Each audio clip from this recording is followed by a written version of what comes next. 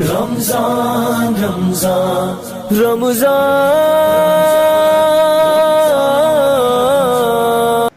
آج ہم نے پڑھا ہے جی 27واں پارہ، لیکن کل 26ویں پارے میں ایک بہت اہم صورت رہ گئی تھی، وہ میں آج کمپلیٹ کر کے کل انشاءاللہ 27ویں پارے میں جو سورہ واقعہ اور سورہ رحمان کی کچھ منتخب آیات انشاءاللہ بیان کروں گا۔ تو کل کا لیکچر بہت اہم ہوگا، اس میں سب نے بیٹھنا ہے، سمجھتے ہو؟ کل ہم نے پڑھی ہے جی سورہ حجرات۔ سورہ حجرات جو ہے نا، ہمارے روز مرہ کی زندگی کے لیے، ایک اچھا انسان بن کے زندگی گزارنے کے لیے بہت اہم احکامات ہیں سورہ حجرات میں۔ تو میں جلدی وہ سارے احکامات نمبر وار بیان کروں گا۔ آپ لوگ یہ نیت کر لیں کہ یہ سارے احکام ہم نے اپنی زندگی میں لانے ہیں۔ یہ کیا ہے؟ خوشبو آ رہی ہے بھائی، خوشبو آ رہی ہے۔ یہ سارے احکام ہم نے اپنی زندگی میں لانے ہیں، ٹھیک ہے نا؟ سورہ حجرات شروع ہوتی ہے، یا ایھا الذین آمنوا لا تقدموا بین یدی اللہ ورسولہ۔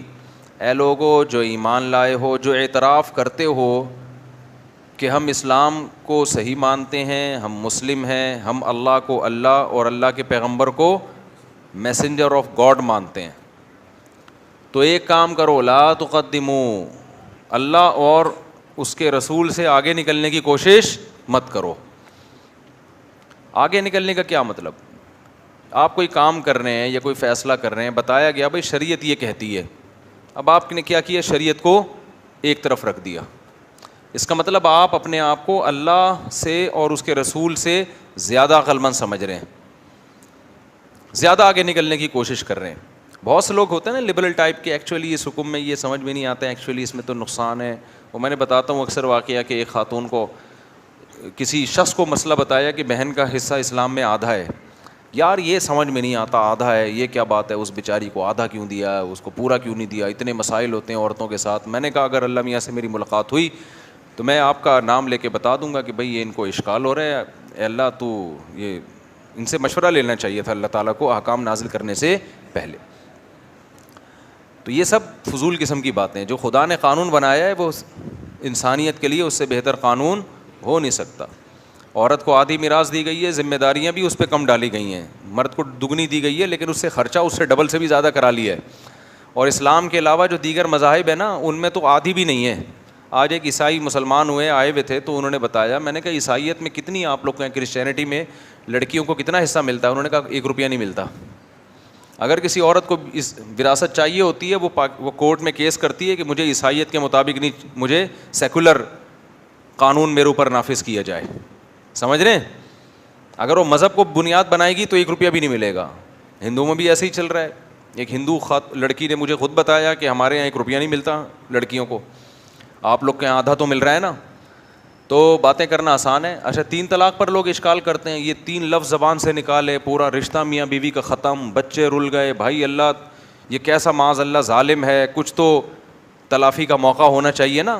لوگ غصے میں 3 الفاظ نکال دیتے ہیں، اچھا بھلا گھر اجڑ جاتا ہے، پھر لوگوں کو بتایا جاتا ہے دوبارہ نباہ نہیں ہو سکتا، بھائی یہ کتنا سخت دین ہے۔ پھر کہا جاتا ہے جب تک یہ عورت کسی سے بغیر شرط کے نکاح نہ کرے، جس کو حلالہ کہا جاتا ہے، ایک شرعی حلالہ ہے، ایک بغیرتی والا حلالہ ہے۔ شرعی حلالہ یہ بغیر ایگریمنٹ کے نکاح کرے اور ان کا ریلیشن بھی ہو، کیونکہ ریلیشن کی قید اس لیے لگا دی کہ یہ لوگ ڈرامہ بنا لیتے ہیں نا اس کو، بھائی نکاح ہوتا گن پوائنٹ پہ رکھ کے طلاق دلوا کے دوبارہ، تو ایک مذاق بنا لیتے۔ تو پراپر نکاح ہو، فزیکل ریلیشن ہو، اس کے بعد رہتے رہیں، نہیں رہ سکتے طلاق ہو جاتی ہے تو عدت کے بعد عورت جہاں چاہے نکاح کرے، وہاں بھی کر سکتی ہے، پہلے والے میاں سے بھی کہیں اور بھی کر سکتی ہے، تو سارے آپشن ہیں۔ تو لوگ کیا کہتے ہیں، یار 3 لفظ زبان سے نکالے، اب واپسی کا آپشن بھی ختم، یار یہ کیسا مشکل دین ہے۔ تو بھائی اگر اللہ میاں سے ملاقات ہوئی تو ہم پوچھ لیں گے، اللہ یہ پہلے ان لوگوں سے پوچھ لینا چاہیے تھا کہ جو ہے یہ اتنا سخت کیوں آپ نے قانون بنایا طلاق کے بارے میں۔ تو جو اللہ کے قوانین ہیں نا، خوب سمجھ لو ایک بات، اسلام میں حکم کا مدار حکمتوں پر نہیں ہوتا، علتوں پر ہوتا ہے۔ یہ چیز اصول فقہ میں پڑھائی جاتی ہے۔ آج کل جو نئے مذہبی اسکالرز آ رہے ہیں، ان کو اصول فقہ کی الف بے بھی نہیں پتہ ہے۔ بلکہ جب آپ ان سے کہیں گے نا اصول فقہ پڑھا، کہہ رہے ہیں فقہ شکہ نہیں مانتے، ہم قرآن و سنت مانتے ہیں. ہم کس کو مانتے ہیں؟ قرآن و سنت. اصول فقہ کہتے ہیں قرآن و سنت سے جو مسائل نکالے جاتے ہیں کن اصولوں کو سامنے رکھ کے نکالے جاتے ہیں، وہ اصول پڑھنا ضروری ہے. اس کے بغیر آپ خود بھی گمراہ ہوگے، دوسروں کو بھی گمراہ کرو گے. تو چاروں اماموں میں کچھ اصول تو متفق ہیں، کچھ اصولوں میں ان کا کیا ہے؟ اختلاف ہے. تو اس اختلاف کی وجہ سے مسائل میں بھی اختلاف ہو جاتا ہے. میں بار بار بتاتا رہتا ہوں، امام ابو حنیفہ کے نزدیک جو ہے قرآن قطعی ہے تو حدیث ظنی ہے. ظنی کا مطلب یقینی ہے لیکن قرآن جتنی نہیں ہے. تو وہ حدیث کو قرآن پہ فوقیت نہیں دیتے. حدیث کو قرآن کے مقابلے میں جب لے کر آئیں گے جب حدیث تواتر کے ساتھ منقول ہو، تواتر کے ساتھ ہو. لیکن امام شافعی کے نزدیک ایسا نہیں ہے. تو پھر اپنے اپنے دونوں کے دلائل ہیں، اس کی وجہ سے مسائل میں بھی اختلاف ہوتا ہے. ایک چھوٹا سا مسئلہ بیان کر کے میں آگے چلتا ہوں. اب کل پھر کسی نے بحث چھیڑ دی کہ یہ جو حنفی لوگ کہتے ہیں آج کل نا کیکڑا بہت چل رہا ہے مارکیٹ میں، لوگوں نے کیکڑے کھانا شروع کر دیا ہے. اب ان کو جب سمجھایا جائے کہ یار تم فقہ حنفی کو فالو کر رہے ہو، کیکڑا مت کھاؤ، کہتے ہیں حنفی شافی کیا ہوتا ہے، ہم قرآن و سنت کو مانتے ہیں. ہم کس کو مانتے ہیں؟ لیکن یہ خواہشات کے غلام ہیں، یہ قرآن و سنت کو بھی نہیں مانتے. جب قرآن و سنت سے دلائل دیے جائیں نا پھر یہ کہتے ہیں ہم سعودیہ کے فتوے کو مانتے ہیں. پھر جب بتایا جائے سعودیہ کے مفتی تو یہ بھی کہتے ہیں، تو پھر یہ ٹن مارتے ہیں کہ ہم یہاں. تو یہ امت نا کہیں ٹک نہیں پا رہی ہے. اس لیے اس امت کو کہا جاتا ہے کہ ایک فقہ کو فالو کرو، اسی میں نظم ہے. نظم کو برقرار رکھنا بھی تو شریعت میں ضروری ہے یا نہیں ہے؟ تو کبھی ادھر جا رہا ہے کبھی ادھر. تو وہ ایک صاحب سے بحث ہو گئی وہ کیکڑے پر. میں نے کہا میرے بھائی، وہ کہتے ہیں جب قرآن کہہ رہا ہے احل لکم صید البحر، تمہارے لیے جو سمندر کے جانور ہیں یا پانی کے جانور ہیں وہ ان کا شکار حلال ہے، تو یہ حنفی کیوں کہتے ہیں کیکڑا مت کھاؤ؟ سمجھ میں آ رہی ہے بات؟ میں نے کہا پہلی بات تو مجھے یہ بتاؤ کہ اپنی نا اس دعوے پہ قائم رہنا، پیچھے نہیں ہٹنا. آج کل جو ہے نا یہ مسئلہ یہ ہے کہ جب کسی حنفی پہ طنز کرنا ہوتا ہے تو اس کے دلائل کچھ اور ہیں، اور جب وہ قرآن و سنت سے دلائل لے گا تو پلٹا کھا لیتے ہیں. اب میرا ٹاپک نہیں ہے اس لیے میں ذرا اس کو اسپیڈ کے ساتھ سمیٹ رہا ہوں. امام ابو حنیفہ کی جو دلیل بار بار بتاتا ہوں کیونکہ اب یہ چیز آہستہ آہستہ، کیکڑے بھی آ رہے ہیں، آکٹوپس بھی شروع کر دیا ہے. وہ نہیں چائنیز کھاتے وہ یوں یوں کر کے عجیب سا، جو ہم چائنیز کا مذاق اڑاتے تھے یار تم کیا کھا رہے ہو، وہ بھی کھانا شروع کر دیا لوگوں نے. تو ایک ہی دفعہ میں مگرمچھ شروع کر دو آپ کھانا، اور کچھوے کھانا شروع کر دو کیونکہ وہ بھی پانی کا جانور ہے. آپ کہہ سکتے ہیں 24 گھنٹے پانی میں نہیں رہتا، باہر بھی آتا ہے. تو کیکڑا کون سا 24 گھنٹے پانی میں رہتا ہے؟ باہر بھی ہے.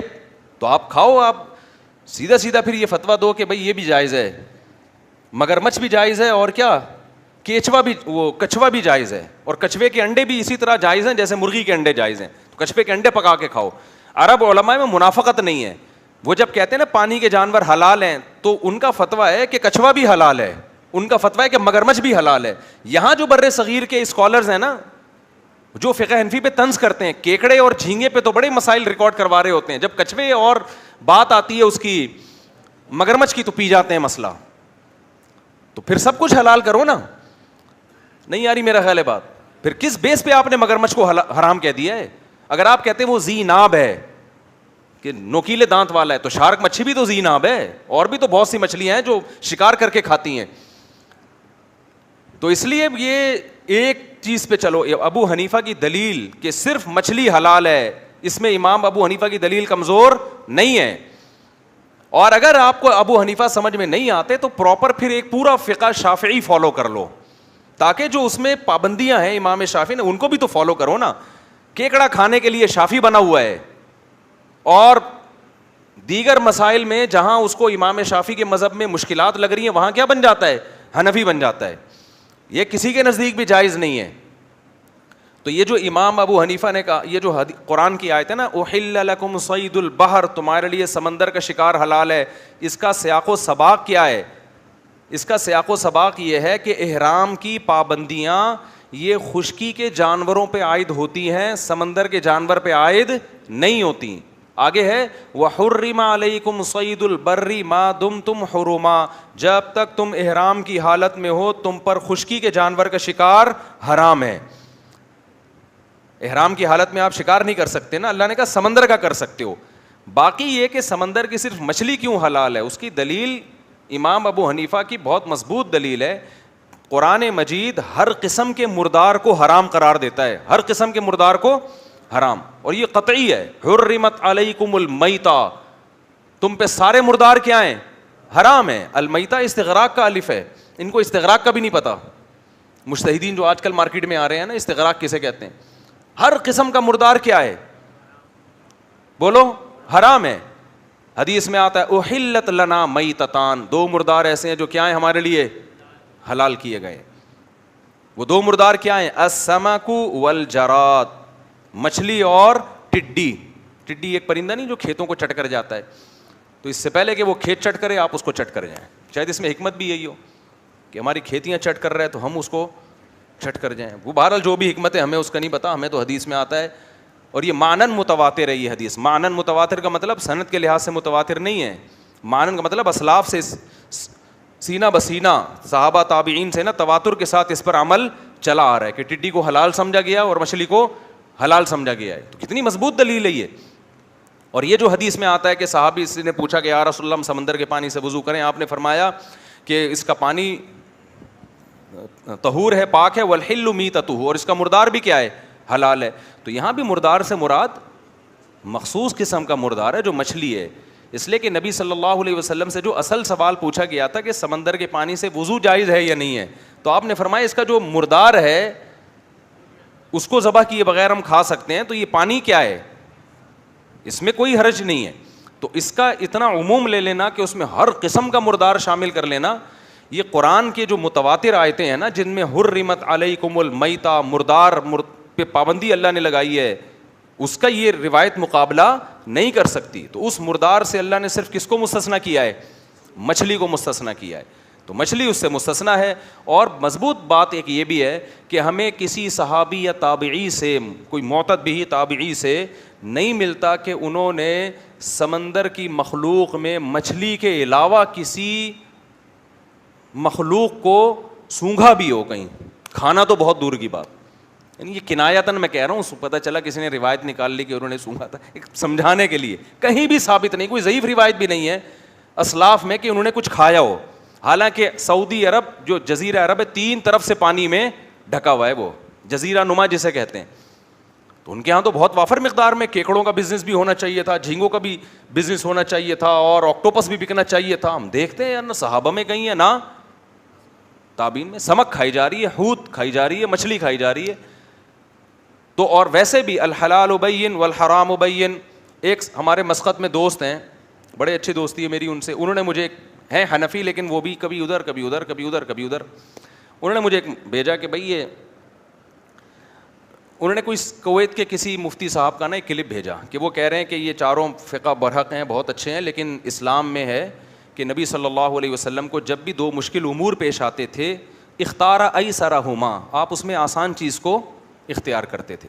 تو اگر حنفی شافعی میں یا کسی بھی مذہب میں ہمیں کوئی آسانی ملتی ہے تو ہم کیا لیں گے, اس آسانی کو لیں گے. اور یہ حدیث کا ریفرنس.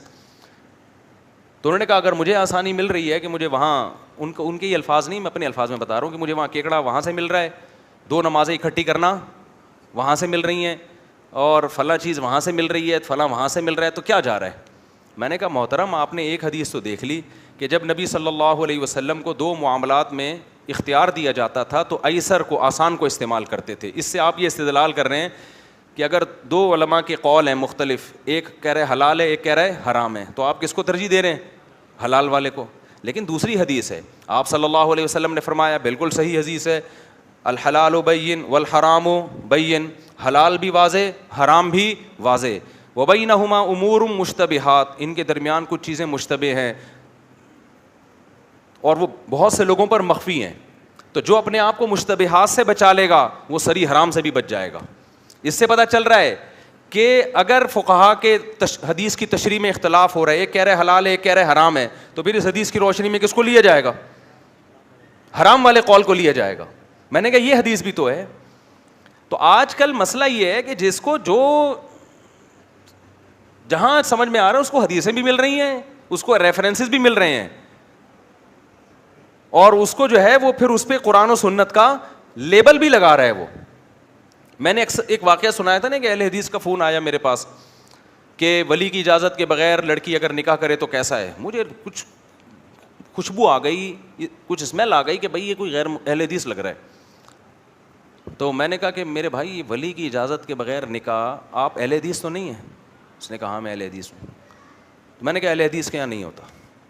اہل حدیث کا یہ فتویٰ مشہور فتویٰ ہے, سارے علماء یہی کہتے ہیں, وہ جو مشہور حدیث ہے لا نکاح الا بولی ایما امرأۃ نکحت بغیر اذن ولیہا فنکاحها باطل باطل باطل.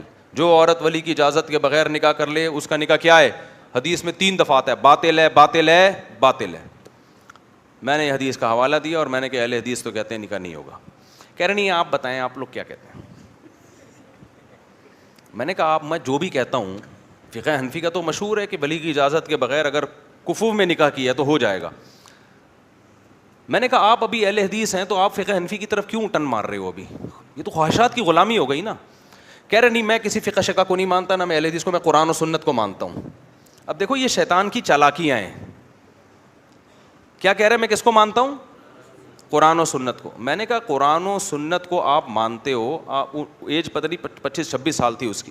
میں نے کہا اب تک جو آپ قرآن و سنت کو مانتے رہے تو قرآن و سنت میں آپ کو اہل حدیث علماء کے فتوے پہ اعتماد تھا, آپ کا خیال تھا یہ بالکل قرآن و سنت کے مطابق فتویٰ دیتے ہیں. آج آپ لاہور میں بیٹھ کے کراچی کے مفتی کو فون کر رہے ہو قرآن و سنت سیکھنے کے لیے. یہ نیت کا فساد ہے, یہ قرآن و سنت کی اتباع بولتے کیوں نہیں ہے, یہ فساد ہے. کہہ رہے مفتی صاحب اتنی لمبی چوڑی تقریریں نہ کریں, مجھے قرآن و سنت کی روشنی میں مسئلہ بتا دیں.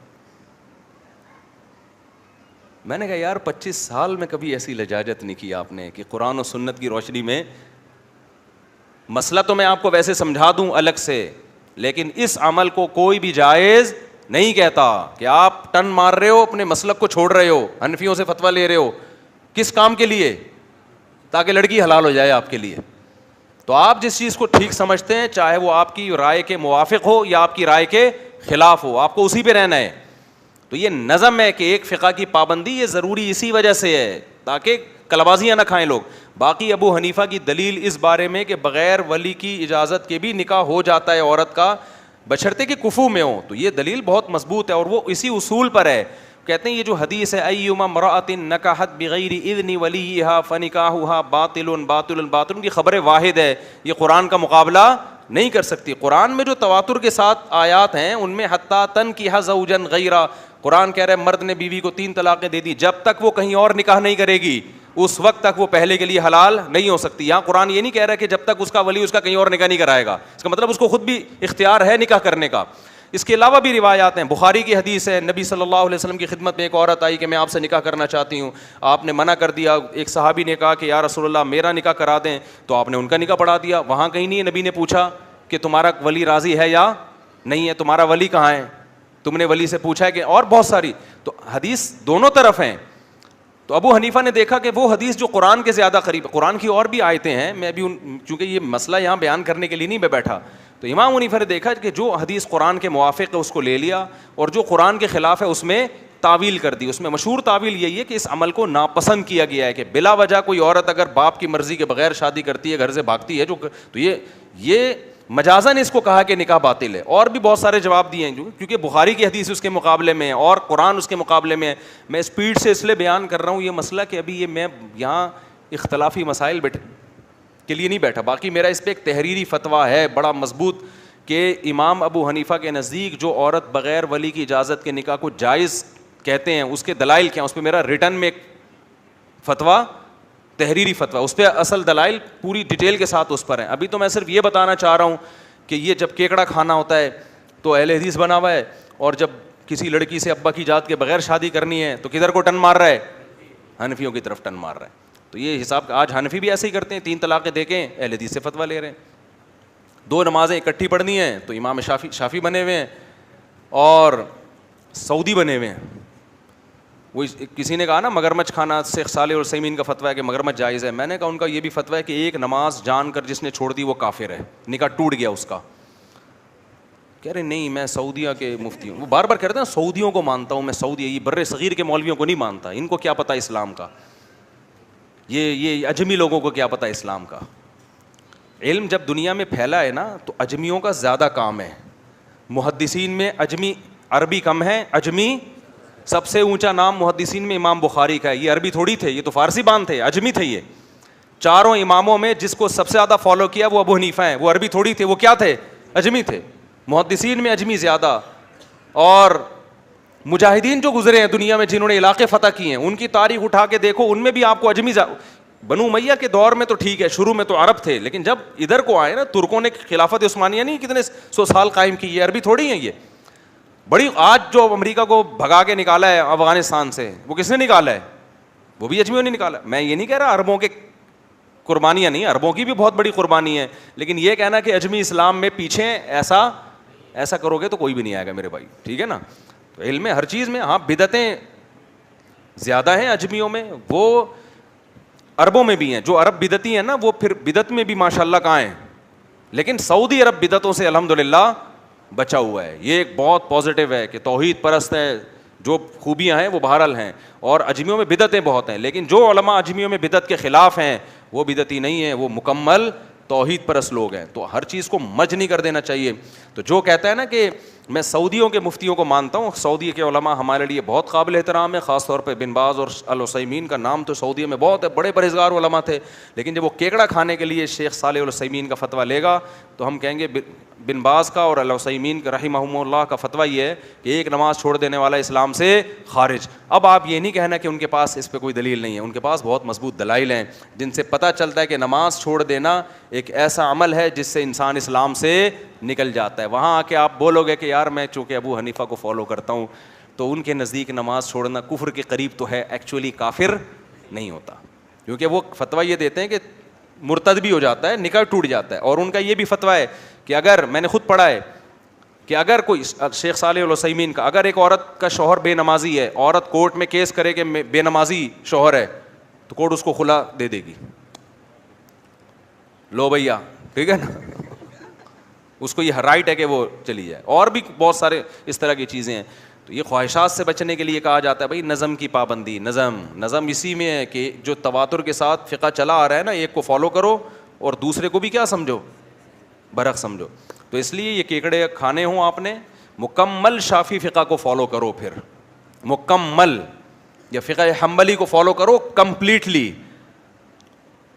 تو اگر فقہ حنفی کو فالو کرتے ہو تو اس میں کیکڑا حلال نہیں ہے, اس میں آکٹوپس حلال نہیں ہے, اس میں مگرمچھ خبائث میں داخل ہے, اس میں کچھوا خبائث میں داخل ہے. مرغی کے انڈے کھاؤ, کبوتر کے انڈے کھاؤ, ٹھیک ہے نا, کچھوے کے انڈے نہیں کھا سکتے آپ. تو اور اس کے بھی دلائل ہیں جو میں نے ابھی مختصراً آپ کے سامنے پیش کی ہے. خیر ہم آگے چلتے ہیں. تو میں جو اصل بات بتا رہا تھا, اللہ تعالیٰ قرآن میں فرماتے ہیں لا تقدموا بین یدی اللہ ورسولہ, شریعت سے آگے نکلنے کی کوشش نہ کرو. کچھ چیزیں تو اتفاقی ہیں نا, کچھ چیزیں تو اتفاقی ہیں, اس میں تو اختلاف نہیں ہے. اس میں بھی لوگ شریعت سے آگے نکل رہے ہوتے ہیں. وہ اتفاقی کیا ہیں؟ وہ اتفاقی ہیں کہ پردہ عورت پہ کیا ہے, فرض ہے. زنا سب کے نزدیک حرام ہے, شراب سب کے نزدیک حرام ہے, نماز سب پہ فرض ہے, داڑھی سب کے نزدیک واجب ہے, اور سود سب کے نزدیک کیا ہے, حرام ہے. جوا سب کے نزدیک حرام. انشورنس جوئے کا مجموعہ ہے, ابا مر گئے تو پیسے ملیں گے, زندہ رہے تو پیسے گئے. تو یہ نہیں ہے طریقہ اسلام میں بھائی. لیکن یہاں ہمارے لبرل طبقہ کیا کرتا ہے, ایکچولی یہ اصل میں اس یوں تھا, ایکچولی یہ اصل میں یوں تھا. تو اس میں بتا رہا تھا کہ اصول فقہ جو پڑھتے ہیں نا, اس میں ایک اصول ہے, اور یہ اسلام ہی نے سکھایا اصول, لکھا فقہا نے, سکھایا کس نے, قرآن و سنت نے, کہ اسلامی احکام کا مدار حکمتوں پر نہیں ہوتا, علتوں پر ہوتا ہے. اس کو میں مثال سے سمجھاتا ہوں. دیکھو شراب حرام کیوں ہے, اس میں حکمت کیا ہے, تاکہ آپ پی کے بہکے نہیں, سوسائٹی میں حادثات نہ ہوں. یہی ہے نا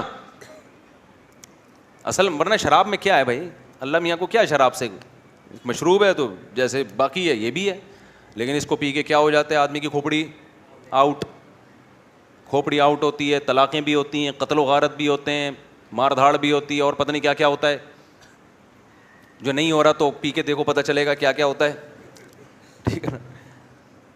لیکن اب کوئی کہے میں پیتا ہوں مجھے تو کچھ بھی نہیں ہوتا, اس کے لیے حلال ہو جائے گی, حلال پھر بھی نہیں ہوگی, کیونکہ یہ شراب کو حرام ہونے کی حکمت ہے کہ اس سے لوگوں کے میٹر کیا ہوتے ہیں شارٹ. اصل علت یہ نہیں ہے, علت وہ آیت ہے انما الخمر والمیسر والانصاب والازلام رجس, اے ایمان والو ناپاک ہے, فاجتنبوہ اس کو چھوڑ دو. بس یہ علت ہے. جب تک یہ علت ہے قرآن کی آیت رہے گی, شراب کیا رہے گی حرام, یہ قطرہ بھی حرام رہے گا. اس اللہ فرماتے ہیں ان الصلاۃ تنہی عن الفحشاء والمنکر, نماز بے حیائی اور بری باتوں سے روکتی ہے. یہ حکمت ہے نماز کی. آپ نے کیا کیا, چونکہ مجھے نماز سے بے حیائی روکی نہیں رہی اور بری باتوں سے روکی نہیں رہا, لہذا اب تو روکی نہیں رہا ہے, لہذا اب تو کوئی, جیسے ڈاکٹر ایک میڈیسن دیتا ہے کہ میں آپ کو یہ اس لیے کھلا رہا ہوں تاکہ آپ کا بخار اترے. آپ کہیں ڈاکٹر صاحب اتر ہی نہیں رہا, تو ڈاکٹر کہتے فائدہ نہیں ہو رہا تو چھوڑ دے یہ والی دوا. یہ دوا مقصود تھوڑی ہے, اصل تو علاج مقصود ہے نا. تو ہمارے بعض لبرل طبقہ ہے کہتا ہے نماز سے ایکچولی مقصد تو یہ تھا کہ ایکچولی یہ ہو جائے, ایکچولی وہ جب ہو ہی نہیں رہا تو نماز کو چھوڑ دو, کیا کرنا ہے ایسی نماز کا. بھائی نماز سے کچھ بھی نہیں ہو رہا نا, پھر بھی پڑھنی پڑے گی کیونکہ وہ خود مقصود ہے. یہ تو حکمتیں ہیں کہ اس کا یہ فائدہ ہو, ٹھیک ہے, نہیں ہو تو بھی نماز کیا ہے وہ پھر بھی فرض رہے گی. کیوں رہے گی, علت نہیں ہے یہ کہ بے حیائی سے روکتی ہے, یہ حکمت ہے. علت کیا ہے, اقیم الصلاۃ, ایمان والو نماز قائم کرو, بس یہ خود ہی علت ہے. علت کہتے ہیں جو اصل وجہ ہوتی ہے جس کی وجہ سے ایک عبادت ہم پر واجب ہوتی ہے. اور روزے کی حکمت کیا بیان کی ہے, تم پر روزے فرض کیے گئے لعلکم تتقون, تاکہ تمہارے اندر تقوی پیدا ہو جائے. روزہ رکھ کے تقوی ہی نہیں پیدا ہو رہا, بلکہ روزہ رکھ کے ایک آدمی زیادہ گناہ کر رہا ہے, روزے کے بغیر ٹھیک تھا. روزہ رکھ کے ٹائم پاس نہیں ہو رہا, 3 گھنٹے کی فلمیں دیکھ رہا ہے بیٹھ کے, ویسے ٹائم پاس ہو جاتا تھا تو نہیں دیکھ رہا. اب کوئی عقل مند آیا, پروفیسر صاحب جو لبرل قسم کے پروفیسر صاحب تھے, انہوں نے کہا ایکچولی آج کل بہت چل کے نا شرعی مسائل کا بیڑا غرق کر دیا. جیسے کل امتحان ہے تو آج روزہ چھوڑ دو. قیاس کس پہ کیا ہے, سفر پہ, کہ بھائی سفر میں جب چھوڑنا جائز ہے حالانکہ مشقت ہے, تو کل پیپر ہے تو بھی چھوڑنا جائز ہے کیونکہ یہاں بھی کیا ہے مشقت. یہ قیاس کیا جا رہا ہے. اصول فقہ میں قیاس کی شرطیں پڑھائی جاتی ہیں سب سے پہلے, کہ کہاں قیاس جائز ہے کہاں قیاس جائز نہیں ہے. یہ اصول ان لوگوں نہیں پڑھے ہوئے ہوتے. قیاس کی ڈیفینیشن کیا ہے, لوگ کہتے ہیں نا قیاس شیطانی عمل ہے. آدم علیہ السلام کو قرآن اللہ نے حکم دیا تھا کہ شیطان کو اللہ نے حکم دیا تھا کہ آدم کو سجدہ کرو. شیطان نے قیاس کیا کہ بھائی میں آگ سے بنا ہوا ہوں لہذا مجھ پہ سجدہ جائز نہیں ہے, اس لیے لوگ کہتے ہیں قیاس جائز نہیں ہے. یہ غلط دلیل ہے. یہاں قیاس کی شرطیں ہی نہیں پائی جا رہی, یہاں قیاس نص کے مقابلے میں ہے. نص کہتے ہیں اللہ اور اس کے رسول کے حکم کو, نص کے مقابلے میں قیاس جائز نہیں ہوتا, نص کے حکم کو آگے لے جانے کے لیے قیاس ہوتا ہے. یہاں شیطان اللہ کے حکم کے مقابلے میں قیاس کر رہا ہے, لہذا قیاس کی پہلی شرطی کیا تھی, یہاں پہ شارٹ تھی, اس لیے قیاس حرام تھا. یہاں پہ نہیں آ رہی بات میرا خیال ہے. اچھا خیر, تو میں یہ کیا بتا رہا تھا, میں کدھر سے کدھر چلا گیا, ابے یہاں تو تھا وہ, یہاں بات کہاں سے, میں یہ بتا رہا تھا روزے میں آپ نے کیا کیا. آپ نے کہا چونکہ روزہ بے حیائی سے روکتا ہے, اب روک ہی نہیں رہا تو اب روزہ ہی چھوڑ دو یار, کیا فائدہ ایسے روزے کا. پھر حدیثیں بھی مل جائیں گی, نبی نے فرمایا کہ جو روزہ رکھ کے گناہ نہیں چھوڑتا, غیبت نہیں چھوڑتا. بہت سے لوگ ہیں جن کو روزے میں بھوک پیاس کے علاوہ کچھ بھی حاصل نہیں ہوتا. اب آپ نے کہا چونکہ حدیث کا ریفرنس بھی ہے کہ بہت سے روزے دار ایسے ہیں جن کو روزے میں بھوک کے علاوہ کچھ بھی حاصل نہیں ہوتا, حدیث بھی ہے.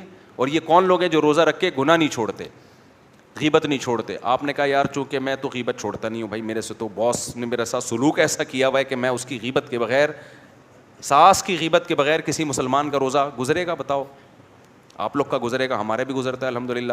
اچھا, کیونکہ ضرورت ہی نہیں, اتنی اچھی سانسیں سب کو ملی ہوئی ہیں الحمدللہ. بہت مشکل ہو گیا اس کو سمیٹنا.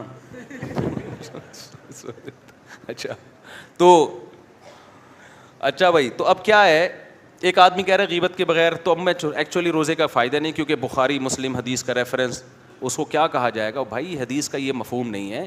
کیونکہ روزہ جو فرضیت کی اصل وجہ ہے نا, وہ یہ ہے یا ایھا الذین آمنوا کتب علیکم الصیام, ایمان والو تم پہ روزے فرض کیے گئے. اور اس کی دن ٹائم کون سا ہے, شہر رمضان, قرآن نے بتا دیا.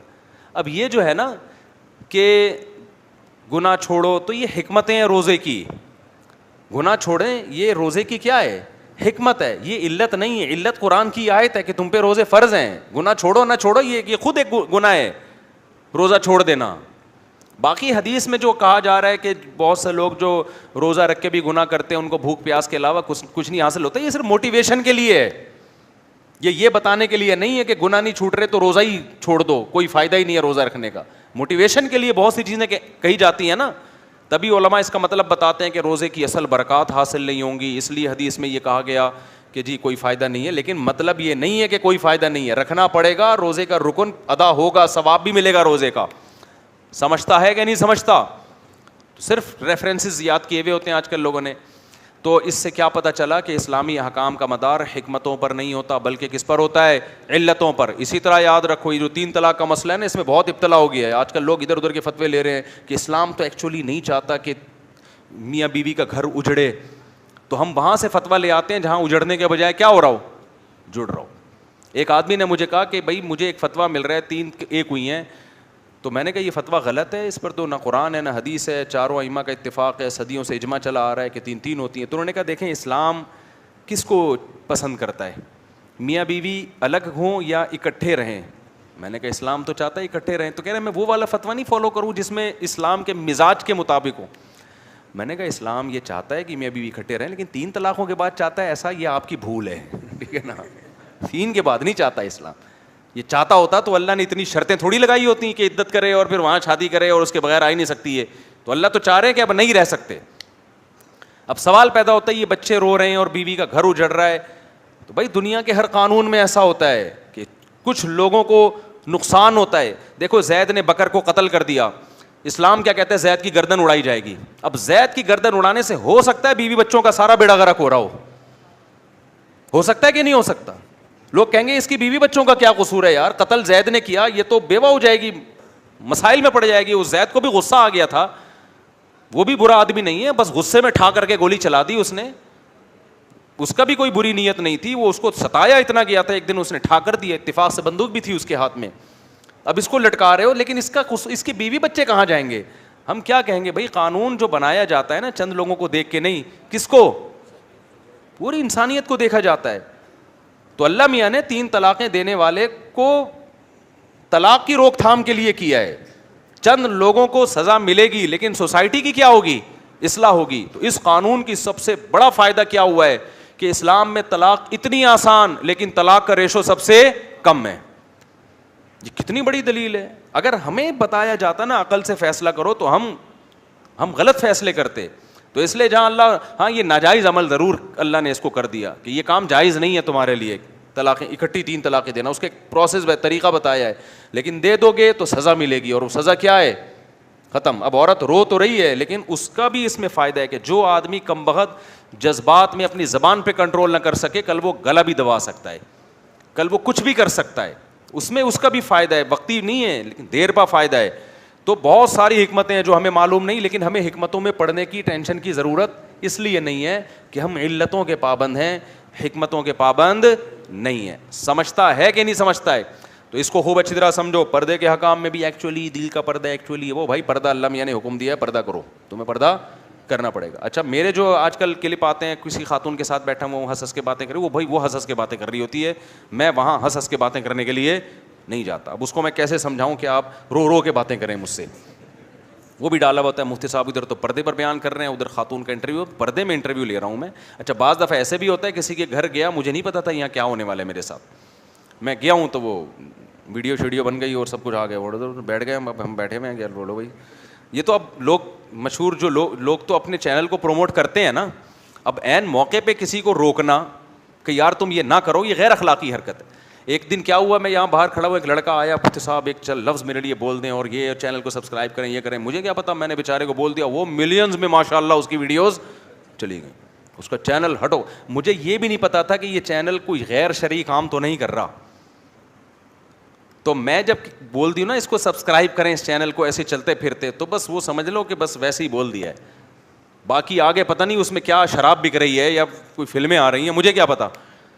تو وہ تو آدمی بول دیتا ہے، تو وہ کوئی حجت نہیں ہوتی یہ چیز. ہاں پراپر کیمرے کے سامنے بیٹھ کے جب میں ریکارڈ کرواؤں کہ اس چینل کو آپ سبسکرائب کریں، پھر میں اس کا ذمہ دار. تو وہ ایک ہی چینل ہے جس کا ہم نے بولا، وہ ہمارے استاد حضرت مفتی عبدالرحیم صاحب جو میرے شیخ ہیں، ان کا میں نے بولا تھا کہ یہ چینل سے، وہ میں نے تمیز سے بیٹھ کے. باقی یہ سب یرغمال والے ہوتے ہیں کہ چلے گئے، اب بنا لو تو آدمی بولتا ہے, پھر دھکے تو نہیں دے سکتا کسی کو. اور کچھ اس میں اچھے لوگ بھی ہیں جن کو ہم نے پروموٹ کر دیا تو ٹھیک ہے.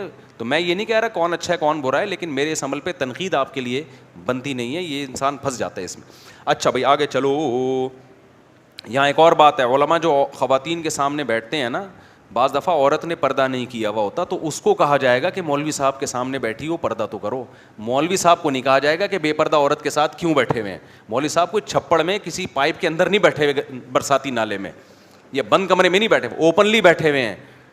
جب اوپنلی کوئی کسی کے ساتھ بیٹھا ہے تو اس پہ بدگمانی کی انگلی نہیں اٹھائی جاتی. باقی پردہ کرنا یہ عورت کا حکم ہے, یہ مرد کے لیے حکم نہیں ہے. وہ بھی میرے کھاتے میں ڈالا ہوتا ہے. ایک عورت بغیر پردے کے بیٹھی ہوئی, آپ نے اس کو بولا کیوں نہیں؟ تو آپ کو کس نے کہا کہ ہم نے اس کو نہیں بولا؟ اب میں کیمرے میں تھوڑی بولوں گا, ایسے تو بے عزتی ہے نا. ایسے تو بغیر داڑھی والا بندہ آتا ہے, میں کیمرے میں بولتا ہوں تو داڑھی رکھ, وہ بھی تو غلط ہے نا. تو اتنا زیادہ آپ نہ سکڑیں کہ علماء کے لیے سوسائٹی میں سروائیو کرنا, کسی کو تبلیغ کرنا, کسی کو سمجھانا ناممکن ہو جائے. یہ بہت مشکل ہو جائے گا. اب بہت سی فنکارائیں, اداکارائیں ہیں جن کو حوصلہ افزائی کی ضرورت ہوتی ہے, کوئی ان کے سر پہ شفقت کا ہاتھ رکھنے والا نہیں ہوتا. شفقت بھائی بھی ہاتھ نہیں رکھ رہے ہوتے ان کے اوپر, جن کا نام شفقت ہوتا ہے. اب وہ علماء کے پاس آ جائیں تھوڑی سی ان کو اپریشیٹ کرنے کے لیے, اس پہ یار یہ کہ یہ فلانی سے مل رہے ہیں, تو مولانا طارق مل صاحب کا جو حشر کیا گیا تھا, فلانی سے مل رہے ہیں, اور بھائی وہ نہ شادی کے لیے مل رہے ہیں, نہ رشتوں کے لیے مل رہے ہیں, نہ کوئی لائن کے لیے مل رہے ہیں. صحیح ہے نا. وہ بیچارہ مل رہا ہے کہ بہن بنا کے اس کو بہن سمجھ کے کچھ تبلیغ کر دیں گے. تو جنت میں صرف آدمی تھوڑی جائیں گے, عورتیں بھی تو جائیں گی نا. کل اس نے قیامت کے دن اللہ سے کہہ دیا کہ میں فلاں عالم سے ملنا چاہتی تھی تاکہ کچھ دین سیکھوں, اور فلاں عالم نے بول دیا تھا کہ یہاں سے چلی جاؤ. تو پھر بڑا مسئلہ اس مولوی کے لیے ہوگا قیامت کے دن, وہ بڑا مسئلہ ہو جائے گا اس کے لیے. تو اس لیے وہ علماء سب سے ملیں گے. آپ بند کمرے میں چھپڑ میں مل رہے ہیں اور جو ہے نا بدگمانی کا موقع دے رہے ہیں, یہ حرام ہے, یہ کسی کے لیے جائز نہیں ہے. چلو ہم آگے جلدی جلدی, ٹائم بہت تھوڑا ہے, میں تو اب جلدی جلدی اس کو, میں پہلے حکم میں ہی بہت ٹائم لگ گیا. تو پہلا حکم اللہ نے کیا بیان کیا؟ شریعت سے آگے نکلنے کی کوشش مت کرو. دوسرا حکم لا ترفعوا اصواتکم فوق صوت النبی, اپنی آواز کو نبی کی آواز سے اونچا مت کرو. اس میں بڑوں کا ادب بھی ہے. اصل میں تو نبی کی آواز سے اونچی آواز, لیکن علماء نے لکھا ہے کہ اس سے اجماع سے یہ بات ثابت ہے کہ ہر وہ شخصیت جو قابل احترام ہے, گھر میں باپ ہے, ماں ہے, بوڑھے دادا دادی, نانا نانی, ان سب کا اسلام میں یہ احترام. علماء کا بھی اسی احترام اسی آیت کے تحت ہے, کیونکہ وہ مذہبی رہنما ہے, مذہبی لحاظ سے گائیڈ کر رہے ہیں, اللہ کا راستہ دکھا رہے ہیں آپ کو.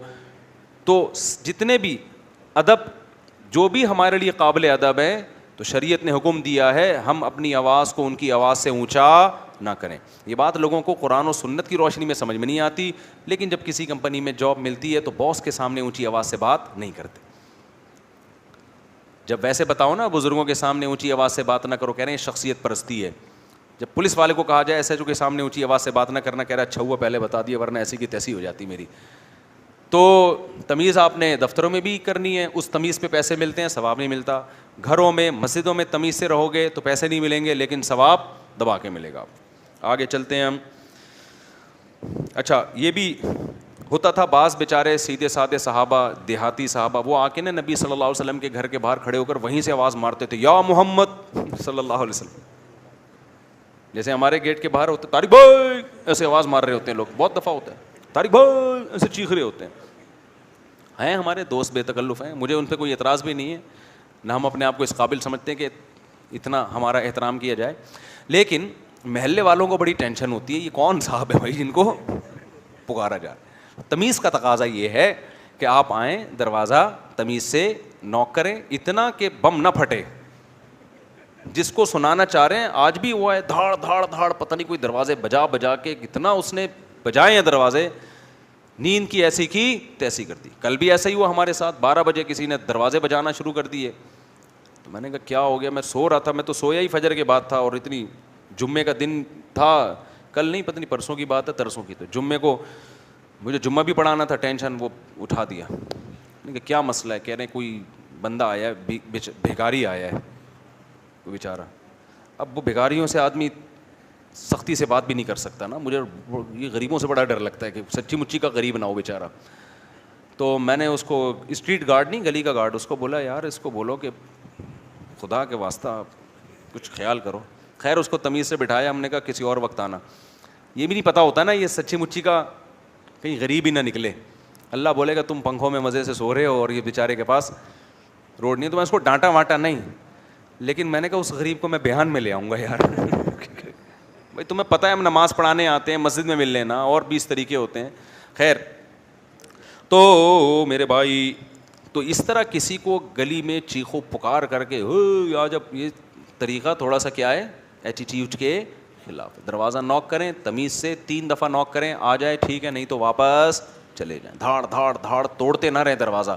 ہمارے ساتھ ایسا الحمدللہ ہوتا رہتا ہے. اچھا میرے بھائی, وہ ہمارے گارڈوں کو بھی پتہ نہیں ہوتا نا, بعض دفعہ وہ باہر سے کوئی بندہ آیا ہوا ہوتا ہے, اس دوسرے راستے سے آ جاتا ہے آگے.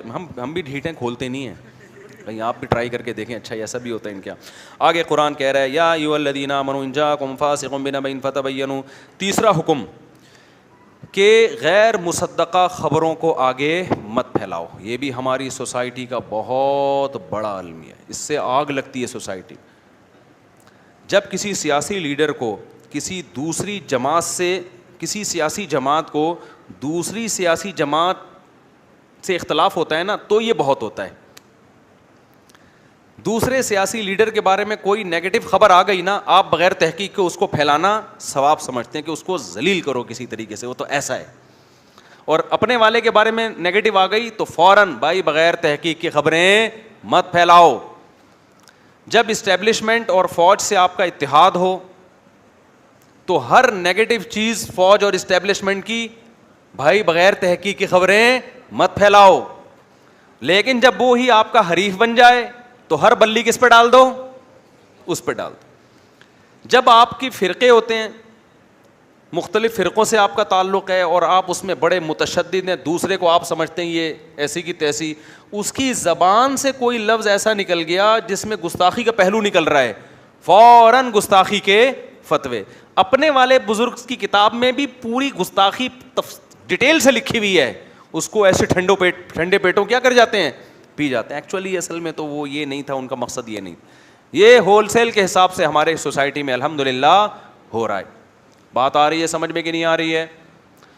دوسرے کے, اچھا ابھی پھر زیادہ رشتہ داروں پہ جاؤں گا تو پھر آپ کے رشتہ دار پریشان ہو جائیں گے, تو میرے بارے میں کہہ رہے, تو بالکل میں ہی ایسا ہوں.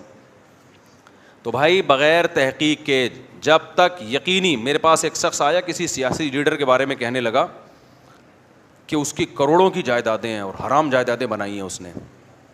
میں نے کہا دیکھو جس سیاسی لیڈر کے بارے میں آپ نے کہا ہے نا, ہو سکتا ہے کروڑوں کی نہ ہو, اربوں کی ہوں. آپ کو غلط اطلاع ملی ہو کہ صرف کروڑوں کی ہیں, ہوں کس کی, اربوں کی. لیکن سوال یہ پیدا ہوتا ہے کہ آپ کو یہ پتہ کیسے چلا کہ اس لیڈر کی کروڑوں کی جائیدادیں ہیں اور ہیں بھی کیا, حرام. یہ پتہ کیسے چلا, کائنڈلی ذرا آپ مجھے بتا دیں پتہ کیسے چلا. وہ صحافی کا بیان آیا تھا, اس نے پورے ثبوت پیش کیے تھے. میں نے کہا جو صحافی ہوتے ہیں نا ٹیلی ویژن میں, ان کو ایک ہدف دیا جاتا ہے ابھی فی الحال اس کو اٹھانا ہے, اس کو کیا کرنا ہے, گرانا ہے. تو انہوں نے جو رپورٹیں پیش کی ہیں, ان رپورٹوں کی آپ نے تحقیق کی ہے کہ یہ صحیح ہیں بھی کہ نہیں ہے؟ بس جو ادھر سے سنا, جو ادھر سے سنا, ٹرم پٹرم اٹھا کے مارکیٹ میں پھیلا دیا. ایک بڑے لیڈر تھے, ان پہ یہ الزام لگا تھا کہ اتنا بڑا اسلامی ملک کا لیڈر ہے اور اس کی بچی بکنی میں امریکہ میں عیاشی کر رہی ہے. ہم نے بھی کہا یار بہت غلط ہو گیا. تو جب ہمارا میری ان سے ملاقات ہوئی, میں نے کہا آپ کی بچی, آپ ایک اسلامی ملک, ایک میں نام نہیں بتاؤں گا, اسلامی ملک ایک ذمہ دار ہو اور آپ کی بچی بکنی میں کیا کر رہی ہے, سر یہ غلط ہو گیا نا. اس نے کہا میری کوئی بیٹی ہی نہیں ہے بھائی, میری تو میں بے اولاد ہوں. ہم نے کہا یار یہ سوسائٹی میں ہو کیا رہا ہے؟ خدا کی قسم اتنا جھوٹ بولا جا رہا ہے نا, سب ہی کر رہے ہیں یہ کام, میں کسی کو مستثنا نہیں کر رہا. یہی سیاسی لیڈر ہمیں جہنم میں بھی لے جانے کا ذریعہ بنیں گے اور جہنم میں بھی لے جانے کا ذریعہ بنیں گے. جنت منہ سے نکل نہیں رہا میرے. تو اعتدال سے نفرت بھی اعتدال سے, محبت بھی اعتدال سے. اور ایک کام کرو, کوئی تبصرہ نہ کرو, بس جب تک یقینی دلیل آپ کے پاس نہ ہو آپ لا ادری کہنا سیکھو. لا ادری کا مطلب مجھے معلوم نہیں, ابے یہ فلاں نے یہ کر دیا, بھائی ہو سکتا ہے کیا ہو, اللہ کی قسم میں نے نہیں کیا یہ, مجھے معلوم نہیں. یہ ضروری نہیں ہے کہ مجھے اور آپ کو سب کچھ پتا ہو. بھائی نہیں پتا یار مجھے. بہت سی باتیں لوگ مجھ سے آگے پوچھتے ہیں, میں کہتا ہوں مجھے معلوم نہیں ہے. کہتے ہیں یار آپ کو اپنے سیاسی لیڈروں کے ساتھ بھی آپ بیٹھتے ہو, گورنر سے بھی ملاقات ہوئی. میں نے کہا ہوئی تو ہوئی, لیکن اس پہ تحقیق کا موقع نہیں ملا مجھے, اور میں نے کرنا بھی کیا تحقیق کر کے. اس لیے میرے بھائی اپنی زبان کو کیا کرو, کنٹرول. آپ اگر یہ کہہ دو گے نا مجھے معلوم نہیں ہے, قیامت میں بچت ہو جائے گی. یہ کہہ دیا کہ مجھے معلوم ہے, پھر اللہ پوچھے گا کہ تجھے معلومات صحیح تھیں یا غلط, یہ تجھے پتہ کیسے چلا. میں آپ کو, اگر مجھے خطرہ نہ ہوتا نا بہت سارے ایک نئی جنگ نہ شروع ہو جائے, میں آپ کو 10-15 خبریں بتاتا کہ جو قوم میں مشہور ہیں کہ ایسے ہیں, حقیقت میں وہ کیا ہیں, ویسے نہیں ہیں. اور میرے پاس اس کے ویسے نہ ہونے کے اتنے مضبوط دلائل ہیں, مشاہدے سے بڑھ کر کوئی دلیل ہوتی ہے. وہ میں آپ کو بتانا شروع کروں, یہ مشہور ایسے, حقیقت میں ایسے نہیں ہے, کیوں نہیں ہے ایسے, اس کی یہ دلیل ہے. لیکن ایک جنگ چھڑ جائے گی. اس لیے اس بارے میں خاموشی کیا ہے بھائی, ہمیں نہیں پتا. ہاں جو بات یقینی پتہ ہے اس کو پھر پھیلاؤ تاکہ لوگ غلط فہمی سے نکلیں. تو قرآن یہی حکم دے رہا ہے کہ ایسے نہ ایک دم جذبات میں آ جائے کرم. آگے اللہ میاں نے حکم دیا وَإِن طَائِفَتَانِ مِنَ الْمُؤْمِنِينَ اقْتَتَلُوا, دو مسلمانوں کا آپس میں جھگڑا ہو جائے تو تم نے کیا کرنا ہے. ہم لوگ جو کرتے ہیں وہ کیا کرتے ہیں, دو کا جھگڑا ہو گیا تو ہم کوشش کرتے ہیں کہ یہ جھگڑا اور زیادہ اچھی طریقے سے ہو جائے. کوشش ہماری یہی ہے, چسکے لیتے ہیں, لڑاؤ یار انسان اور دبا کے اور ایسے کلپ بنا کے ڈالو. تو قرآن کہہ رہا ہے فَأَصْلِحُوا بَيْنَهُمَا, دونوں میں اصلاح کی کوشش کرو. پھر کیا ہو رہا ہے, اصلاح کی کوشش ناکام ہو گئی تو پھر کیا ہے, فَإِن بَغَتْ إِحْدَاهُمَا عَلَى الْأُخْرَى, پھر اگر حکومت سے اختلاف ہو رہا ہے کسی کا, تو پھر جو حکومت کے خلاف جس نے خروج کیا ہے, فقاتل التی تبغی, تو جو خروج کرنے والی جماعت جو حکومت سے لڑ رہی ہے اس کے خلاف تو حکومت کا ساتھ دو اور حکومت کے ساتھ مل کے اس کی تحریک کو کچلنے کی کوشش کرو. اسلام میں گورنمنٹ کے بڑے رائٹس ہیں, سمجھ رہے ہو, تاکہ مسلمانوں کا اتحاد خراب نہ ہو. میں سمجھا پا رہا ہوں اپنی بات. آج حق کے نام پہ جہاں چاہو دھماکہ کر لو, ہم گورنمنٹ کو نہیں مانتے, ہم فلاں کو نہیں مانتے. او بھائی آپ کو ماننے نہ ماننے سے نہیں ہوتا. جب کوئی حکومت اسٹیبل گورنمنٹ کہیں بن گئی ہے تو آپ کے باپ کو بھی ماننا پڑے گا, پھر آپ بغاوت نہیں کر سکتے اس کے خلاف. قرآن کہہ رہے فَإِن بَغَتْ إِحْدَاهُمَا عَلَى الْأُخْرَى, ان دونوں میں سے ایک نے دوسرے کے خلاف بغاوت کی ہے, فَقَاتِلُوا الَّتِي تَبْغِي, تو جو بغاوت کرنے والی جماعت ہے اس سے قتال کرو. سمجھتے ہو کہ نہیں سمجھتے؟ جیسے حضرت معاویہ اور حضرت علی رضی اللہ تعالیٰ عنہ کی لڑائی ہوئی تو ہم اس میں حضرت معاویہ کو غلطی پر سمجھتے ہیں. میں نے کل اس پر تفصیل سے بیان کیا تھا پرسوں کہ وہ غلطی اجتہادی تھی. حضرت معاویہ اپنے آپ کو باغی نہیں سمجھ رہے تھے. وہ کہہ رہے تھے یہ گورنمنٹ, میں خلیفہ مانا ہی نہیں ہے تو میں جب گورنمنٹ ہی کو تسلیم نہیں کیا تو پھر اس کی اطاعت کرنا بھی مجھ پہ واجب نہیں ہے. لیکن اہل سنت والجماعت اور جمہور علماء اس کا جواب کیا دیتے ہیں کہ بھائی جب مدینہ میں خلافت تھی, حضرت عمر رضی اللہ تعالیٰ نے نامزد کیا, وہ 6 آدمیوں کی افراد کی کمیٹی, اس میں حضرت علی کا نام بھی تھا. لیکن یہ ایسی چیز ہے جس پہ ڈیبیٹ ہو سکتی ہے, اس لیے حضرت معاویہ کو اس میں مجرم نہیں کہا جائے گا, ہاں خطا کار ضرور کہا جائے گا کہ قرآن و سنت کی روشنی میں مضبوط دلیل کس کے پاس تھی, حضرت علی کے پاس تھی. اس لیے ہم حضرت معاویہ کو اس میں خطا پہ سمجھتے ہیں. اور جو لوگ بھی حضرت علی کے ساتھ فوج میں شریک ہوئے حضرت معاویہ سے لڑنے کے لیے, انہوں نے اسی آیت کا سہارا لیا کہ دونوں مسلمان جماعتیں, دونوں میں صلح کی کوشش ہوگی, نہیں ہو سکتی تو ہم کس کا ساتھ دیں گے, حضرت علی کا. اور آپ دیکھو صحابہ نے جو حضرت علی کی فوج میں تھے, انہوں نے جنگ جمل میں جب مخالفین کے سامنے تقریر کی ہے, کیسی بیلنس تقریر تھی. صحیح بخاری کی حدیث ہے, انہوں نے تقریر کے دوران کہا کہ ہم جانتے ہیں کہ تمہارے درمیان نبی کی زوجہ موجود ہیں. جنگ جمل میں حضرت معاویہ کے ساتھ حضرت عائشہ بھی تھیں, ان کا بھی مطالبہ تھا حضرت عثمان کا, جب تک قصاص نہیں لیا جاتا اس وقت تک حضرت علی کی بیعت کو نہیں مانا جائے گا. تو ہمیں معلوم ہے کہ تمہارے درمیان نبی کی زوجہ ہیں, اور ہمیں یہ بھی یقین ہے کہ جیسے وہ دنیا میں پیغمبر کی بیوی تھیں, آخرت میں بھی پیغمبر کی زوجہ ہیں. کوئی مخالفین کے لیے اتنا بڑا ظرف رکھتا ہے؟ پھر سوال پیدا ہوتا ہے جب مخالفین میں پیغمبر کی زوجہ ہیں اور ان کو جنتی بھی کہہ رہے ہو تو تلواریں لے کے کیوں آئے ہو؟ کہا ہمیں خدا آزما رہا ہے کہ ہم ایسے موقع پر اللہ کے حکم پر عمل کرتے ہیں یا نبی کی زوجہ کا خیال کرتے ہیں. قرآن کہہ رہا ہے کہ طائفتان من المؤمنین, جب مومنین کی 2 جماعتیں لڑ پڑے سلو کراؤ, سلو کی کوشش ناکام ہو گئی تو ہم نے ساتھ کس کا دینا ہے, حکومت کا ساتھ دینا ہے. میں سمجھا پا رہا ہوں؟ یہ اعتدال تھا صحابہ میں جو آج کل مارکیٹ میں شارٹ ہے. وہ الزام جو حضرت علی کی فوج میں لوگوں نے حضرت معاویہ اور ان کی جماعت پہ نہیں لگائے, آج کل حضرت علی کا حمایتی بن کے ان پہ اس سے بھی زیادہ الزامات لگائے جا رہے ہیں. یعنی جو جسے کہتے ہیں نا مدعی سست اور گواہ چست. تو حضرت علی ان کو مسلمان سمجھتے تھے, جنتی سمجھتے تھے ان سارے گروپ کو, لیکن کہتے تھے کہ چونکہ مجھے اللہ کا حکم ہے کہ میں نے حکومت کے جو بیعت نہیں کر رہے ان کو تلوار کی زور پہ بیعت کروانی ہے میں نے کی, تاکہ مسلمانوں میں انتشار پیدا نہ ہو. ایک فریق چلا گیا حضرت معاویہ کی طرف, انہوں نے کہا ہم نے حکومت کو تسلیم ہی نہیں کیا. اور ایک اور فریق بھی تھا, وہ فریق یہ تھا جو نہ سیدنا معاویہ کے ساتھ تھا اور نہ سیدنا علی کے ساتھ تھا.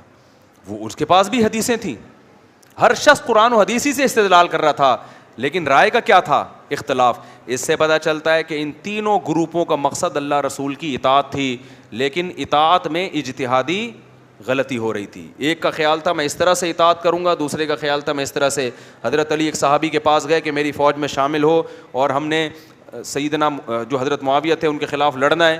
تو ان صحابی نے لکڑی کی تلوار لے کر آ گئے. حکم دیا, نبی نے فرمایا کہ ایک زمانہ آنے والا ہے مسلمانوں کی تلواریں آپس میں چلیں گی, تو تم اس وقت اپنی تلوار لکڑی کی بنا لینا, کسی کا ساتھ بولو نہ دینا. میں کسی کے ساتھ, کیونکہ میری تلوار کسی مسلمان کے خلاف نہیں. وہ حضرت علی کو بھی مسلمان سمجھ رہے ہیں اور حضرت معاویہ کو بھی. یہ حضرت علی کا ظرف تھا, انہوں نے ان کو مجبور نہیں کیا کہ نہیں آنا ہے تم نے, میں قرآن و سنت تم سے زیادہ سمجھتا ہوں. نہ, انہوں نے کہا ٹھیک ہے بھائی, اگر آپ کی رائے یہ کہ دونوں طرف مسلمان ہیں, نہیں تلوار. تو ایسے بھی بہت سارے صحابہ تھے جنہوں نے دونوں میں سے کسی کا ساتھ اس بیس پہ نہیں دیا کہ ہماری تلوار کسی کافر کے خلاف اٹھ سکتی ہے, کسی مسلمان کے خلاف نہیں اٹھ سکتی. سمجھتے ہو ہم ان تینوں فریقوں کو کیا سمجھتے ہیں؟ اس لحاظ سے برحق سمجھتے ہیں تینوں کا مقصد اللہ کی رضا, لیکن دلائل کی دنیا میں پلڑا کس کا بھاری تھا؟ حضرت علی کا پلڑا بھاری تھا. یہ اہل سنت والجماعت کا عقیدہ ہے. سمجھتا ہے کہ نہیں سمجھتا ہے؟ آگے چلو, آگے قرآن کہتا ہے, جلدی جلدی چند احکام بس رہ گئے, میں بھی تھک گیا ہوں. یا ایھا الذین آمنوا لا یسخر قوم من قوم, اے ایمان والو کوئی قوم کسی قوم کا مذاق نہ اڑائے. لطیفے بنائے جاتے ہیں فلاں قوم پہ فلاں قوم پہ, حرام ہیں ناجائز ہیں. عسیٰ ان یکونوا خیرا منہم, ہو سکتا ہے جس قوم کا تم مذاق اڑا رہے ہو وہ قوم تم سے بہتر قوم ہو. آگے قرآن کہتا ہے ولا نساء من نساء, عورتیں بھی عورتوں کا مذاق نہ اڑائیں. اب دیکھو قوم میں تو سب عورتیں مرد سب آ گئے نا, لیکن اللہ میاں نے لیڈیز کو الگ سے حکم دیا ہے, کیونکہ یہ مذاق اڑانے کا عنصر جو بیان سن رہی ہیں ان کے علاوہ لیڈیز میں بہت زیادہ ہے. عورتیں عورتوں کا بہت مذاق اڑاتی ہیں, ٹھیک نہیں باتیں دیکھو کیسی کر رہی ہے, 2 فٹ کی تو ہے نہیں. جسم کا بھی مذاق اڑاتی ہیں. اس دن میک اپ کر کے آئی ہوئی تھی, چڑیل لگ رہی تھی اور سمجھ رہی ہے کہ میں کیا کر رہی ہوں, میں بڑی حسینہ بن کے. اس طرح کا نا شادی بیاہ میں مذاق اڑایا جاتا ہے. تو اس لیے اللہ میاں نے عورت کا الگ سے ذکر کیا کہ عورت کا مذاق نہ اڑائے. حدیث میں آتا ہے کہ عورت کے جو جہنم میں جانے کی ایک وجہ ہے نا, پڑوسی کے ہدیے کو معیوب سمجھنا. کسی نے گفٹ دے دیا کھانا, بیچاری پڑوسن نے اس کا مذاق, یہ پکایا ہے, ایسا لگ رہا ہے گھر میں کوئی کھا نہیں رہا تھا تو کس کے یہاں بھیج دیا, ہمارے یہاں بھیج دیا. یہ بھی مذاق ہے نا, نہیں یہی بات میرا خیال ہے. اپنی بیٹی کو دیا کیا ان لوگوں نے, تو اس کی بیٹی وہ جانے. تبھی خواتین کو خوش کرنے کے لیے نا پھر مرد بیچارہ بہت کچھ کر رہا ہوتا ہے, اس کو پتا ہے کہ لیڈیز میں میری کوئی اوقات نہیں رہے گی, 2 ٹکے کا نہیں رہوں گا میں. ویسے ہی ہماری کرنسی ٹکے سے بھی کم چلی گئی ہے. تو یہ مذاق اڑانا, بھپتیاں کسنا, بھائی کسی نے ہدیہ دے دیا آپ کو, بہت اچھی بات ہے, پسند آ رہا ہے, ٹھیک ہے, شکریہ ادا کرو یار, اس نے فری میں ایک چیز دی نہیں ہے, پیسے تھوڑی لیے ہیں. تو کوئی کم درجے کی چیز بھی دے دی ہے. حضرت مولانا شریف تھانوی رحمۃ اللہ علیہ ممبر پہ بیٹھے ہوئے تھے, ایک دیہاتی آیا, اس نے بہت تھوڑے پیسے دے دیے, جیسے 1 روپے سمجھ لو آج کا, اور یہ بولا کہ اس میں سے 8 آنے واپس کر دیں, آدھے واپس کر دیں. مولانا شریف تھانوی رحمۃ اللہ نے اس کو اتنا اپریشیٹ کیا, کسی کو بھیجا جاؤ دکان سے کھلا کرا کے لاؤ. اب 1 روپے میں کیا نکلے گا, یعنی اس زمانے کا جو بھی بہت کم پیسے تھے, کوئی بات نہیں بھائی, اس کو آدھا واپس کروایا, آدھا اپنے پاس رکھا. تو جس میں تکبر ہوتا ہے نا وہ کسی کے ہدیے کا مذاق اڑاتا ہے, اور جو اللہ کی نعمتوں کا محتاج سمجھتا ہے وہ دوسرے کی محبت کی قدر کرتا ہے. یار اس نے اس محبت میں تو جو بڑے لوگ ہوتے ہیں ان کا دل کیا ہوتا ہے, بڑا, اور جو چھوٹے لوگ ہوتے ہیں نا وہ اس طرح کے کیڑے نکال رہے ہوتے ہیں. تو خواتین کو چاہیے لیڈیز کا مذاق نہ اڑایا کریں. ولا تلمزوا انفسکم ولا تنابزوا بالالقاب, ایک دوسرے کے نام نہ بگاڑا کرو, چھڑیں نہ تانے نہ دیا کرو. اصلاح کی کوشش کرنی چاہیے, طنز اور تانا نہیں دینا چاہیے. اس پہ پھر میں کبھی تفصیلی بیان کروں گا. نام نہ بگاڑا کرو. آگے اللہ فرماتے ہیں اجتنبوا کثیرا من الظن, بدگمانی سے بچو. کسی نے کوئی عمل کیا ہے, اس کا ایک اچھا پہلو بھی نکل سکتا ہے, برا پہلو بھی, تو آپ نے کون سے پہلو کو ترجیح دینی ہے؟ اچھے پہلو کو. میں واقعہ بہت دفعہ سنا چکا ہوں, ایسے موقع پہ ضروری بنتا ہے یہ واقعہ. میں تبلیغ میں گشت کر رہا تھا, بچپن کا واقعہ ہے.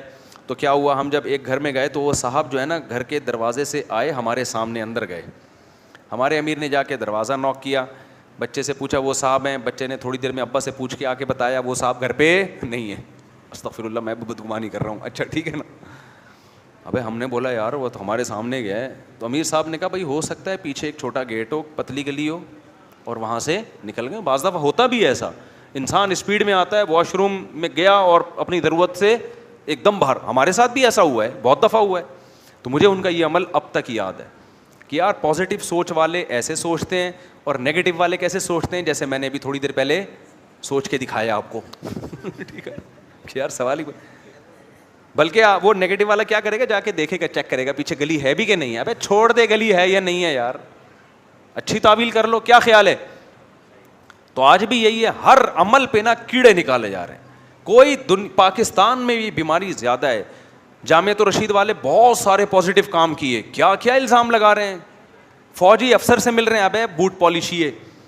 وہ ملک کو بچانے کے لیے مل رہے ہیں, فوج سے, اسٹیبلشمنٹ سے, زرداری سے, بلاول بھٹو سے, عمران خان سے, مولانا فضل الرحمان سے, وہ ہر ایک سے ملتے ہیں کہ یار جس سے بھی کوئی خیر کا کام لیا جا سکتا ہے لے. اور اس کا ان کے پاس ثبوت بھی ہے کہ ہم نے اتنے سارے خیر والے فیصلے کروا دیے, اور بیان بھی دے رہے کہ ہم ان سے ایک دھیلا نہیں لیتے, نہ فوج سے لیا, نہ اسٹیبلشمنٹ سے لیا, نہ کسی سیاسی 5 روپے لیتا ہوا دکھا دے کوئی ہمیں, دیا ہے لیا کچھ نہیں ہے. لیکن آپ دیکھو کتنا پروپیگنڈا ہے. میں تو چونکہ 29 سال سے ہوں نا جامعۃ الرشید, کیونکہ مجھے جتنا پتا ہے آپ کو تھوڑی پتا ہے. جس کمبخت کو دیکھو, ابے یار یہ فوج کے پٹھو ہیں, کوئی کہہ رہا ہے ابے یہ پیسے لیتے ہیں, ابے یہ کسی اور غیر مسلموں کے اس پہ کام کر رہے ہیں. یار تم نے زندگی میں کبھی آ کے اندر دیکھا ہے نہیں کیا ہو رہا ہے. تم چند ویڈیوز دیکھ کے تم الزام لگا دیتے ہو کہ یہ فلاں سے پیسے لکھایا ہوا ہے, فلاں کے مشن پہ چل رہے ہیں. میرا ایک طرزیہ ہے کہ پاکستان میں مثبت کام کرنا یہ ایسے ہے جیسے آگ کا انگارہ لینا, اتنے انگلیاں آپ کے اوپر اٹھیں گی. ہاں وہ جو بند کمرے میں بیٹھ جائے نا, جس نے کہا میں نے دنیا میں کچھ کرنا ہی نہیں ہے, لوگ کہتے ہیں یہ بہت نیک آدمی ہے. یہ کیا ہے؟ بہت نیک. ابھی ایک یونیورسٹی ہے, اس میں مذہبی یونیورسٹی ہے نا, وہ یعنی ذرا مذہب ماحول ہے. ایک صاحب نے مجھے کہا یار روحانیت نہیں ہے یہاں پہ. میں نے کہا میرے بھائی روحانیت خانقاہ میں اعتکاف میں ملے گی آپ کو. یہ کیا ہے؟ یہ یونیورسٹی ہے. یونیورسٹی کو آپ مسجد حرام سے کمپیئر نہیں کرو, اس یونیورسٹی کو آپ کمپیئر کرو اقرا یونیورسٹی سے, بحریہ یونیورسٹی سے, پنجاب یونیورسٹی سے. یہ جو یونیورسٹی جو علماء کی نگرانی میں ہے نا, اس کو آپ کمپیئر کس سے کرو, پھر دیکھو روحانیت. وہاں چرچ چل رہی ہے, اقرا والوں کے نہیں چل رہی, جو میں نے نام لیا ان کے علاوہ کی بات کر رہا ہوں. چرچ چل رہی ہے لڑکیوں میں, گرل فرینڈ بوائے فرینڈ, جو سیٹ اپ تباہ ہو گیا. تو آپ یہ دیکھو ایک کتنا اچھا کام کر لیا یار ایک چھت میں. ظاہر ہے وہ ماحول تھوڑی ہوگا جو خلفائے راشدین والا ماحول ہے. لوگوں کو ایک تو مل گیا نا یار, یونیورسٹیوں بچیوں کو تو بھیجنا ہی ہے نا ہم نے, تو یہاں تھوڑا سا دوپٹہ تو پہنا رہے ہیں ان کو کم از کم. آپ اس کو بنوری ٹاؤن سے کمپیئر کر کے دیکھ رہے ہو کہ یار بنوری ٹاؤن کا ماحول کتنا اچھا, اور یہ علماء نے ایک دینی ادارہ بنایا اور اس میں روحانیت ہی نہیں ہے. ابے تو بنوری ٹاؤن سے کیا, یا مسجد حرام یا مسجد سے, یا تو خانقاہ سے کمپیئر کر کے دیکھ رہا ہے اس کو. تو پاکستان میں یہ بہت بڑا مسئلہ ہے ہمارے. میں نے جب کورونا پہ آواز اٹھائی نا کہ بھائی چونکہ بہت زیادہ مذہبی اسکالرس کی طرف سے نا کووڈ کے خلاف, یہ کووڈ یہودی سازش, مجھے خیال ہوا کہ یار یہ ہمارے ڈاکٹر سارے ہی مذہبی لوگوں کے خلاف نہ ہو جائے. میں نے بول دیا, میں نے کہا بھائی یہ کووڈ سچی مچی کی بیماری ہے یہ, اور یہ بہت نقصان دہ ہوگی. یہ بیماری ہے, ڈاکٹروں کو گالیاں مت دو. میں نے ڈاکٹروں کی حمایت میں بیان کیا. سب نے نا ڈاکٹروں کو, ابے یہ سب بکے ہوئے ڈاکٹر ہیں, ابے یہ سب WHO سے پیسہ لے کے کھاتے ہیں. ابے میرے رشتہ داروں میں ڈاکٹر ہیں یار, مجھے تو نہیں یقین ہے کہ یہ پیسہ کسی نے نہیں کھایا ہوگا انہوں نے. اور اتنے لوگوں سے ملا, میں نے جب بیان ریکارڈ کروایا تو ابے یہ تو جامعۃ الرشید کا بندہ ہے, یہ تو اسٹیبلشمنٹ کے, یہ تو حکومت کے پٹھو ہیں. خدا کی قسم نہ مجھے کہیں حکومت نے ایک کچھ اس پہ کچھ ایک لفظ بولا نہ, کوئی ڈاکٹروں سے لفافہ ملا, اپنی ذمہ داری محسوس کی. ہم نے کہا یار یہ بہت برا امیج جا رہا ہے مذہبی طبقے کا. ایک میرے پاس میسج آیا, میں دبئی ایئرپورٹ پہ تھا, ایئرپورٹ بند, میں آخری فلائٹ میں آ رہا تھا دبئی سے, کووڈ کی وجہ سے سارا بند, ساری جو جتنی فضائی کمپنی ہیں ان کی واٹ لگی پڑی تھی. میرے پاس ایک مذہبی مولانا کا میسج آیا, وہ تھے بھی یونیورسٹی کے پروفیسر, اتنے پڑھے لکھے, کہہ رہے ہیں یار بند کرنا ہے تو ایئرپورٹ بند کرو نا, کووڈ کی وجہ سے بند کرنا ہے تو سینما گھروں کو بند کرو, پاکستان میں مسجدیں کیوں بند کی ہوئی ہیں؟ حالانکہ پاکستان میں مسجدیں بند نہیں تھیں, ایئرپورٹ بند تھے. میں نے کہا یار یہ کیسی بات کر رہے ہیں یار, اربوں روپے کا ان کا جہازوں کی کمپنی کا بیڑا غرق ہو گیا. کتنی نیگیٹو سوچ ہے یار, ہر چیز میں نیگیٹو. سارے ڈاکٹر کہہ رہے ہیں بھائی ایک وبا پھیل گئی ہے, ساری دنیا کہہ رہی ہے, ہمیں ہیں ہمارے پاس ایسی, اور ریسرچیں بھی آ رہی ہوتی ہیں. پھر بھی آپ میری رائے سے اختلاف کر سکتے ہو کہ نہیں جی مفتی صاحب کے پاس غلط معلومات ہیں, ہمارے پاس صحیح ہیں, لیکن الزام نہ لگاؤ کہ حکومت سے پیسے لے کے کھا رہا ہے یا اسٹیبلشمنٹ کا آدمی ہے. پرسوں میں نے وہ انجینئر علی مرزا پہ کلپ ریکارڈ کروایا نا کہ قتل وتل کا, اس پہ بھی بعض لوگوں کا خیال ہے ابے یہ اسٹیبلشمنٹ کے ہے نا, تو اصل میں یہ کہہ رہے ہیں کہ قتل مت کرو, اس سے حکومت کیا ہوتی ہے خوش. قرآن میرے ہاتھ میں رکھا ہوا ہے, خدا کی قسم حکومت کے کسی نمائندے نے مجھ سے رابطہ نہیں کیا کہ مفتی صاحب آپ یہ جو قتل کا فتویٰ آیا ہے اس کے خلاف کلپ ریکارڈ کروائیں. اللہ کی قسم, نہ فوج میں کسی نے رابطہ کیا, نہ حکومت میں کسی نے رابطہ کیا. مجھے خود یہ خیال ہوا, ایک دو دوست احباب نے مشورہ دیا یار یہ قتل و قتال کی باتیں پاکستان میں شروع ہو گئی ہیں اور یہ ادھر ہی جائے گا جہاں جو پہلے جو ملک کے حالات ہوئے ہیں نا, تو آپ کی ذمہ داری. میں پھر بھی نہیں بول رہا تھا, میں نے کہا دوسرے حضرات بولیں, جب ان کے میڈیا کی طاقت زیادہ نہیں ہوگی لوگوں کے پاس تو پھر مجھے خیال آیا کہ میں کر دوں. لیکن ہمارے ہاں جب کوئی پازیٹیو وے میں کام کرے گا نا تو ٹانگیں کھینچی جائیں گی. اس لیے میرے بھائی سوچ کو تھوڑا سا کیا کرو مثبت. میں یہ نہیں کہہ رہا آپ ہر ایک کی رائے سے اتفاق کر لیں, آپ نہ کریں آپ اتفاق, لیکن فوراً یہ الزام لگا دینا بوٹ پالش یہ اور فلانا یہ اور یہ الزام کیا ہے, یہ غلط ہے. سمجھتا ہے کہ نہیں سمجھتا ہے؟ آگے چلتے ہیں. تو قرآن بھی کہہ رہا ہے بدگمانیوں سے بچو. اور میں تو آپ سے ایک بات کہتا ہوں, بلاول بھٹو بھی جو صحیح کام کرے نا, اگر صحیح کام میں آپ نے اس کو اپریشیٹ کرنا ہے. زرداری بھی اگر کوئی صحیح کام کر رہا ہے تو غلط چیز میں غلط کہا جائے گا نا, ہر چیز تو کسی کی بھی غلط نہیں ہوتی. بعض الظن اثم, اللہ کہتے ہیں بہت سی بدگمانیاں گناہ ہیں. ولا تجسسوا, لوگوں کی ٹوہ میں نہ لگو. فلاں کے گھر میں کیا ہو رہا ہے, موبائل کسی کا آپ کے ہاتھ میں آ گیا, فوراً چپکے سے لے جا کے گیلری دیکھنا شروع کر دی. بھائی غلط بات ہے, تمہارا کیا لگتا ہے یار یہ کیوں جھانک رہے ہو اس کے موبائل میں, تم کیوں کسی کا خط پڑھ رہے ہو. ایک آدمی خط لکھ رہا تھا, بڑا سیکرٹ قسم کا خط تھا, دوسرا نا یوں کر کے جھانک رہا تھا ایسے کیا لکھ رہا ہے. اس نے خط لکھا, بولا کہ اس میں لکھنے لگا کہ میرا مزید بھی کچھ باتیں لکھنے کا ارادہ تھا بیگم, لیکن ایک الو کا پٹھا جو ہے نا مسلسل میری تحریر کو پڑھ رہا ہے. اپنی بیگم کو خط لکھ رہا تھا, تو میرا مزید بھی کچھ لکھنے کا ارادہ تھا, لیکن ایک الو کا پٹھا ساتھ میں بیٹھا ہوا ہے اور مسلسل جھانک رہا ہے. تو وہ الو کے پٹھے نے وہ بھی پڑھ لیا. ٹھیک ہے, تو نہ کسی کے خط پڑھو, نہ کسی کی ٹوہ میں لگو, اپنے کام سے کام رکھو. کسی کو لیپ ٹاپ دو, سب سے پہلے اس کی ہسٹری میں گھسے گا. کوئی کمرے میں بیٹھا ہوا ہے, کسی کو آفس میں بیٹھاؤ نا, کمرے میں بیٹھا ہوا ہے, دوسرا آئے گا سب سے پہلے اس کی ہسٹری میں گھسے گا. کہیں کوئی بات چیت ہو رہی ہے, چپکے سے ویڈیو بنائے گا. یہ ساری حرکتیں کیا ہیں, گھٹیا. تجسس, ہاں کہیں شرعی مجبوری ہو تو ایک الگ بات ہے. تو آپ اپنے بچے کے بھی ایسے نہیں کر سکتے کہ آپ بیٹے کے جو ہے نا اس طرح اس پہ چھاپے مارنا شروع کر دیں. پہلے سے بچے کو بتا دو بھائی اس گھر میں سب کی نگرانی ہو رہی ہے, آپ نے کمپیوٹر پہ بیٹھنا ہے تو کوئی غلط کام نہیں کرنا, میں ہسٹری چیک کروں گا, یہ پہلے بتاؤ اس کو. اچانک چھاپے مار کے لوگوں کے ایپ پر مطلع ہونا یہ پسندیدہ کام نہیں ہے, اور اس سے برائی ختم نہیں ہوتی, اس سے برائی پھیلتی ہے. کیونکہ اگلا کہتا ہے یار میں بدنام تو ہو گیا نا, پتہ تو چل گیا نا. میں جب رابی پیرزادہ کا انٹرویو میں نے لیا نا, تو اس نے مجھے بتایا کہ سب میں چونکہ یہ بات پھیل چکی ہے اس لیے حرج نہیں ہے, کوئی پرانی کوئی اس بیچاری سے غلطیاں ہوئی تھی, کچھ ایسی قابل اعتراض ویڈیو سامنے آ گئیں, تو کہتی مجھے اللہ نے توبہ کی توفیق دی. تو اس نے ایک بات بتائی کہ اس کے بعد نا بڑی بڑی کمپنیوں نے اور بڑے بڑے اداروں نے مجھ سے رابطہ کیا, اور کہہ رہی مجھے شیطان یہ ورغلانے لگا کہ اب میں بدنام تو ہو گئی ہوں تو کیوں نہ اب اسی کام میں لگ جاؤں.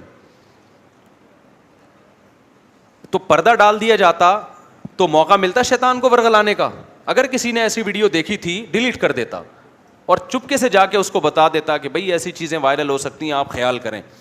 لیکن جب بدنامی ہوتی ہے نا, تو جہاں توبہ کا چانس بڑھ جاتا ہے وہاں اور زیادہ برے ہونے کا چانس بھی بڑھ جاتا ہے. اور آج کل رحمانی اور شیطانی قوتوں کا جب مقابلہ ہو نا, تو آج کل شیطان غالب ہے, برائی غالب ہے سوسائٹی میں. اور اس نے بتایا کہ ایسے ہی بعض اداکاروں کے ساتھ ہوا, ان کی ویڈیوز لیک ہوئیں, پھر انہوں نے کہا اب ہم بدنام ہو ہی گئے ہیں, تو اب برائی کو پھر برائی کو گلے لگاؤ. جب ہو ہی گئے ہیں تو پھر اس پہ اڑ جاؤ, بس ہم ہیں ہی ایسے. جیسے کوئی چپکے سے چرس پیتا ہو, ہیروئن پیتا ہو, اس کو احساس ہے توبہ کا, آپ نے دیکھ لیا, اب آپ نے سارے محلے میں بتا دیا ہیروئن پیتا ہے, کہتا ہے یار اب چھوٹتی تو ہے نہیں, اب بدنام تو ہو ہی گئے ہیں, اب ہیروئن کے فضائل شروع کر دو کہ پیتے ہیں نا, تو تمہاری طرح منافق تھوڑی ہے کہ چھپ کے پیتے ہیں, تو اب تو وہ ڈبل پیے گا کہ نہیں پیے گا. ہمارا ایک دوست تھا, سمندر میں بیچارہ ڈوب کے انتقال ہو گیا, اللہ مغفرت کرے. اس کی نا باڈی کا اسٹرکچر ایسا تھا, بہت دبلا پتلا سا تھا وہ, حالانکہ جم جاتا تھا لیکن اسٹرکچر ایسا تھا. اب جہاں جائے اس کو گھر والے کبھی کہتے ہیں یار یہ تو چھپ کے نشہ تو نہیں کرتا. اس نے مجھے خود بتایا, میں اس کو جانتا تھا, دوستوں میں جا رہا ہے, ابے لگتا ہے کوئی پیتا ویتا ہے. جو اس کو اتنا ایک دن غصہ آیا نا, جا کے اس نے پینا شروع کر دی کہ یار جب ہمیں بدنام کر ہی دیا ہے کہ ہم پیتے ہیں, تو اب ہم کیا کریں گے, پئیں گے. اور پھر بتانا شروع, لیکن اللہ نے توبہ کی توفیق دی, چھوڑ دی اس نے. تو حدیث میں بھی یہ ہے کہ شیطان کی مدد نہ کرو کسی مسلمان کے خلاف. کیا مطلب, اس کی برائی کو ہائی لائٹ مت کرو. برائی کی ہے, پردہ ڈالو, اس برائی کو چھپاؤ. تم کسی کی برائی پہ پردہ ڈالو گے, اللہ تمہارے عیوب پہ پردہ ڈالے گا. کسی کی برائیوں کو پھیلاؤ گے تو اللہ آپ کو بھی قیامت کے دن رسوا کرے گا سب کے سامنے. بس 2-3 آیتیں اور پڑھ کے آگے اللہ تعالیٰ فرماتے ہیں وَلَا يَغْتَب بَعْضُكُمْ بَعْضًا, غیبتیں مت کیا کرو ایک دوسرے کی. آگے اللہ نے فرمایا ہم نے تم سب کو ایک مرد اور عورت سے پیدا کیا, قبیلوں میں بانٹ دیا, لیکن عزت اور ذلت کا معیار وہ قبائل نہیں ہے. میں پنجابی ہوں, میں پٹھان ہوں, میں مہاجر ہوں, میں سرائکی ہوں, ابے تو آدم ہے, آدم کی اولاد ہے. تو اللہ کہتے ہیں اِنَّ أَكْرَمَكُمْ عِندَ اللَّهِ أَتْقَاكُمْ, اللہ کی نظر میں سب سے اعلیٰ وہ ہے جو سب سے زیادہ پرہیزگار ہے, اللہ سے ڈرتا ہے. باقی اپنی قوم سے محبت ہونا یہ نیچرل ہے, یہ بری چیز نہیں ہے. سمجھتے ہو کہ نہیں سمجھتے؟ تو یا اچھائی میں اپنے آپ کو موٹیویٹ کرنے کے لیے اپنی قوم کا سہارا لینا یہ بھی ٹھیک. کہیں بہادری کا موقع آیا تو کوئی پٹھان کہتا ہے میں پٹھان ہوں, میں بزدلی نہیں دکھاؤں گا, تو یہاں مقصد دوسری قوم کی توہین نہیں ہے بلکہ اپنے آپ کو موٹیویٹ کرنا ہے. کوئی سخاوت کا موقع آیا, پنجاب والا کہتا ہے بھائی ہم پنجابی ہیں, ہم جب کھائیں گے بھی رج کے تو کھلائیں گے بھی رج کے. تو یہاں کسی قوم کی توہین مقصد نہیں ہے, لہذا اس طرح کا ایسے موقع پہ ریفرنس دینا یہ غلط نہیں ہے. لیکن بہتر یہی ہے کہ ان الفاظ ہی کو زبان سے نکال دو. سمجھتے ہو کہ نہیں سمجھتے؟ بس ہم مسلمان ہیں اور کیا کرنا ہے. آگے چلو میرے بھائی, اللہ فرماتے ہیں اور بھی کچھ آیتیں, لیکن وقت بہت زیادہ ہو گیا اور میرے گلے کی ایسی کی تیسی ہوتی جا رہی ہے. بس یہ بات میں سبحانک اللہم و بحمدک نشہد ان لا الہ الا انت نستغفرک و نتوب الیک. بعد میں یار